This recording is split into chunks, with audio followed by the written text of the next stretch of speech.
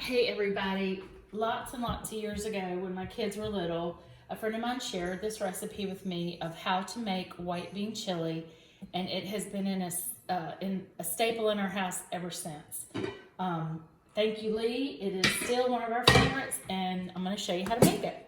So in a large crock pot on high, I have combined 4 or 5 really huge large chicken breasts. I typically don't buy these. I like to buy the thin ones, and I added a few that I had on hand that needed to be cooked. Just because what's going to happen is when I cook chicken dishes, I like to cook it with the breast on the thinner side. But I want a lot of chunky shredded chicken in this chili. So I got 4 or 5, I believe, a 4 or 5 pack that I'm just going to let soak and sit on high all day in this crock pot with chicken broth and a can or a jar of chicken salsa from Tostitos. It's the medium. I think you could use any salsa that you wanted.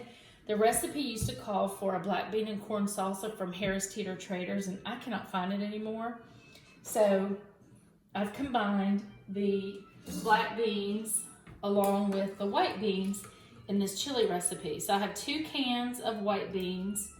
I just did the northern beans, and 2 cans of black beans. And I'm gonna let this cook all afternoon. I'm gonna let it get so done that when I open it up at the end of the day to cook for, to have for dinner, I'm gonna have to shred the chicken with a fork, and it's basically gonna fall apart. That is gonna be your chicken chili. And then what makes it the best is you take it at the very end of your cooking time, right before you serve it, and you melt a couple of bags of Monterey Jack shredded cheese into the crock pot and let it just sit and get creamy, and that is the best white bean chili you will ever eat. We like to serve ours with the blue corn chips, and it is amazing. Make a big salad and dinner's done.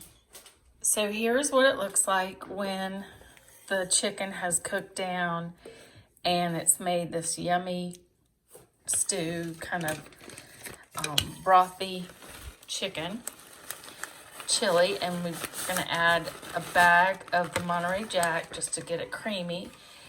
And I'm going to go ahead, I've taken out the white meat, I'm going to go ahead and shred that and then put it back in. So when you get the chicken out of the crock pot, it's going to be whole, but the minute that you put a fork to it, it's going to start pulling apart really easily.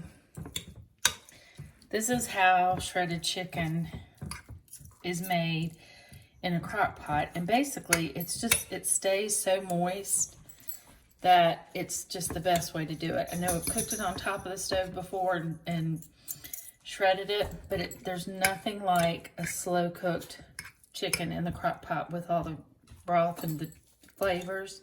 I didn't add any salt or pepper to it. Daisy, do you hear them jumping? They know it's chicken. I'm gonna give them a little bit. See if you can get them. Ow! Here, Duke. Wait, it's not too hot. Ow. Okay. That was almost my finger gone. But getting back to it, it makes a ton of chicken. And this is, like I said, I had a large pack from Publix. And this is going to be a ton of chili. So I'm going to put it back in the crock pot and let it cook for a little bit more now that we've added the cheese. And this will be the best white bean chili. Have it nice and tender, and we'll freeze whatever we don't have and maybe have on the stove for Halloween. So freeze what we don't eat, and it'll be set in the freezer ready to roll. So there you go. White bean chicken chili.